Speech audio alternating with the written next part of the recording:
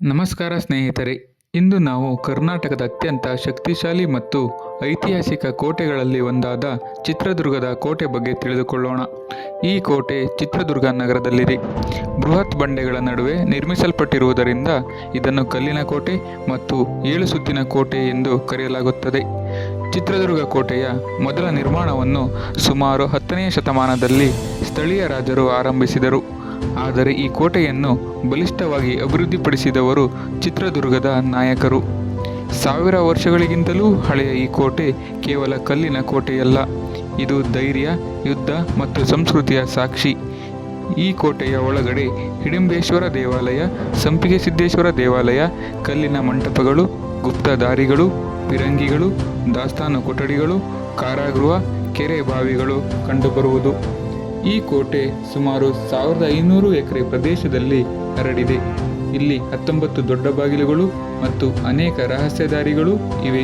ಶತ್ರುಗಳು ಸುಲಭವಾಗಿ ಒಳಗೆ ಬರಬಾರದೆಂದು ಬಹಳ ಚಾತುರ್ಯದಿಂದ ಈ ಕೋಟೆಯನ್ನು ನಿರ್ಮಿಸಲಾಗಿದೆ. ಈ ಕೋಟೆಯ ಇತಿಹಾಸದಲ್ಲಿ ಅತ್ಯಂತ ಪ್ರಸಿದ್ಧ ಕಥೆ ಎಂದರೆ ಒನಕೆ ಓಬವ್ವ ಅವರ ಸಾಹಸ. ಶತ್ರು ಸೈನಿಕರು ಗುಪ್ತ ದಾರಿಯಿಂದ ಕೋಟೆ ಒಳಗೆ ಪ್ರವೇಶಿಸಲು ಯತ್ನಿಸಿದಾಗ ಓಬವ್ವ ಅವರು ಒನಕೆ ಬಳಸಿ ಅವರನ್ನು ಎದುರಿಸಿದರು. ಒಬ್ಬ ಸಾಮಾನ್ಯ ಮಹಿಳೆಯ ಧೈರ್ಯ ಇಂದು ಕೂಡ ಈ ಕೋಟೆಯ ಕಲ್ಲುಗಳಲ್ಲಿ ಪ್ರತಿಧ್ವನಿಸುತ್ತದೆ.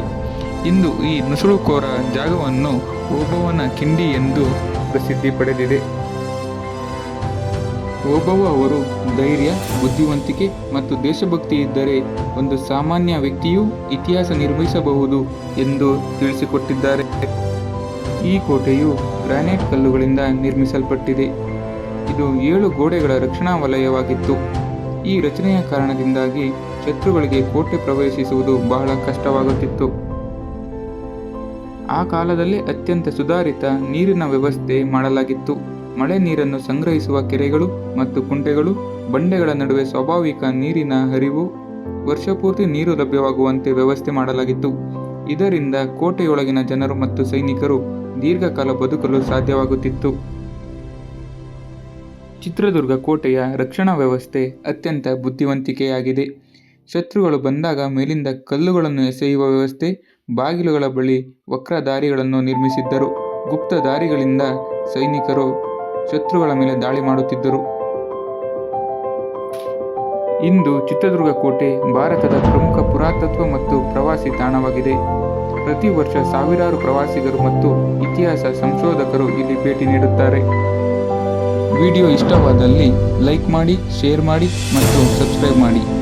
ಮುಂದಿನ ವಿಡಿಯೋದಲ್ಲಿ ಮತ್ತೆ ಭೇಟಿಯಾಗೋಣ. ಧನ್ಯವಾದಗಳು.